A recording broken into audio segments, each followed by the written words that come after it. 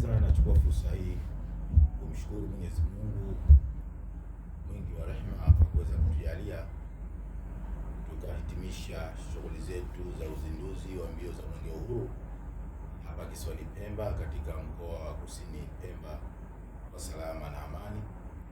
Niwashukuru sana wananchi wa kisiwa cha Pemba na Tanzania kwa ujumla kwa kujitokeza kwa wingi katika shughuli zetu za uzinduzi wa mbio za Mwenge wa Uhuru, jambo ambalo limetia faraja kubwa, na kwa kweli sherehe zetu za uzinduzi wa mbio za Mwenge wa Uhuru 2026 zimefana kwa kiasi kikubwa.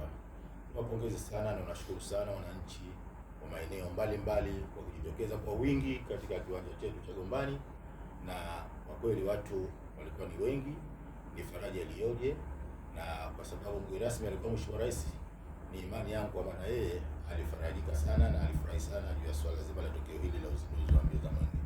Niendelee kuwashukuru wananchi na nasema kwamba tuendelee kushirikiana kwa pamoja katika shughuli mbalimbali ili tuweze kufanikisha zaidi shughuli nyingine zinapojitokeza. Mashirikiano pamoja ndio yaliyofanya shughuli hii iweze kufanikiwa kwa kiasi kikubwa. Niendelee kushukuru vikundi vyote vya hamasa vilivyoshiriki katika shughuli yetu hiyo. Niwashukuru viongozi mbalimbali kwa kufanikisha shughuli hiyo na kujitokeza kwa wingi na kuhamasisha wananchi wa Pemba kushiriki katika shughuli yetu hii.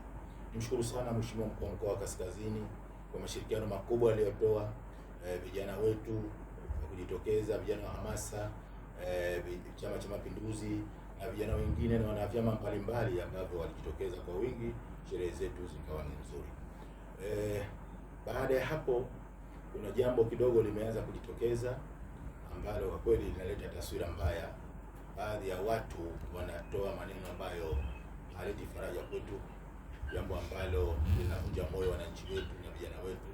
Wanapotosha umma juu ya swala zima la hasa vijana wetu wa halaiki ambao leo walikuwa tunatayarisha swala zima la malipo, lakini kuna baadhi ya watu wamewashawishi na kuwapa maneno ya upotoshaji na wakaweza kufanya vurugu, wakaona kama kuna fedha zimeletwa lakini hawakupewa, na kwa maana hiyo wamedhulumiwa, wameonewa. Lakini nataka nitoe ufafanuzi juu ya fedha hizi ambazo zimeleta kwa ajili ya halaiki. Shughuli ya vijana wetu wa halaiki ilipangwa budget kwamba kila kijana wetu atapewa shilingi 5,000 ambazo siku ambazo zimefanyika shughuli hii ni siku 30. Budget ilikuwa inaonyesha shughuli hii ifanyike kwa siku 30. Kwa maana hiyo kila kijana wetu anatakiwa apate shilingi 150,000 baada ya shughuli hiyo.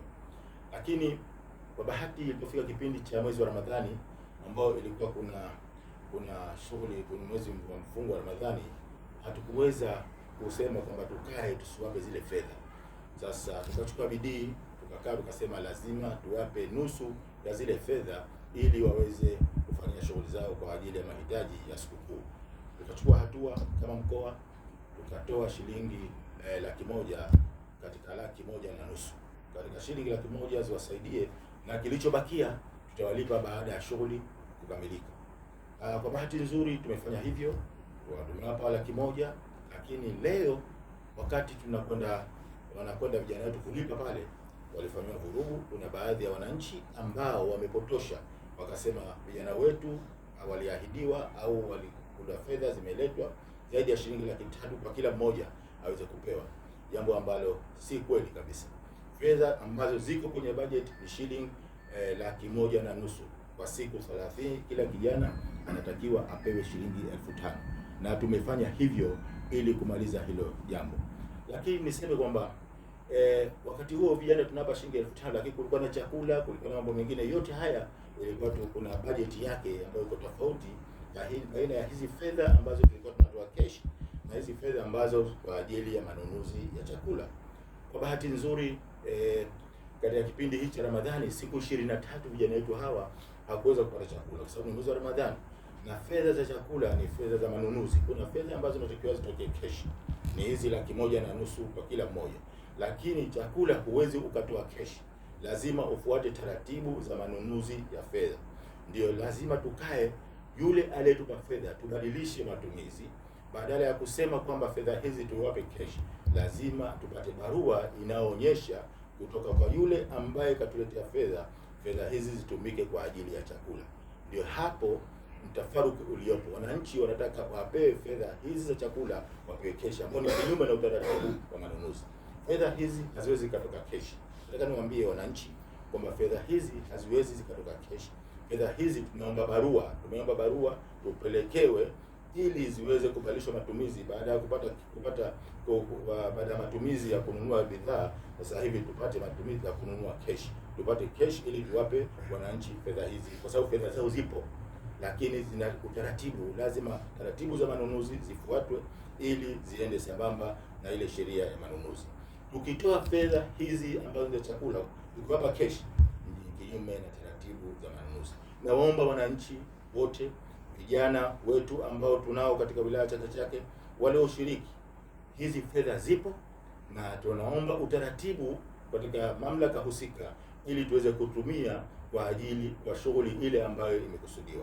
Hatuwezi tukazitoa fedha hizi tukawapa keshi, bado barua kutoka kwa mamlaka ili tuweze kuwapa keshi, au tununue chakula tuwape chakula kama utaratibu wa manunuzi unavyoeleza.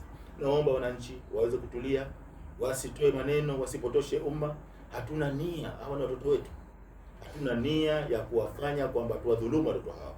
Wamejitahidi sana, tumefurahi sana sisi kama mkoa na serikali kwa ujumla. Hatuwezi kwenda kinyume na taratibu.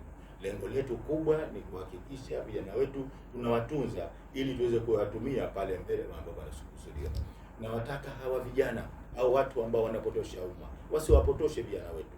Vijana ni wa kwetu, ni wazalendo, wamejitolea vizuri na fedha zao ambazo wanastahili. 1,500,000 tayari ambao tushakabidhi 150,000 ilikuwa leo tunakabidhi, lakini pametokea vurugu. Kwa hivyo pesa zipo, wala hakuna matatizo yoyote. Na hizi ambazo chakula ambacho wanakidai kwa mwezi wa Ramadhani, hizi fedha zipo, lakini zina utaratibu wa manunuzi, kwa sababu zimeingizwa katika fungu la manunuzi, sio fungu la kutoa keshi. Naomba jamii watufahamu hivyo na waelimishe vijana wetu. Hatuna nia mbaya, vijana ni wa kwetu. Tunaomba watulie ili tuende vizuri katika mambo haya, watu wafahamu. Tunaomba sana, nashukuru sana wananchi. Endeleeni kuwa wastahimilivu, vijana wetu watafurahi kwa hicho kilicho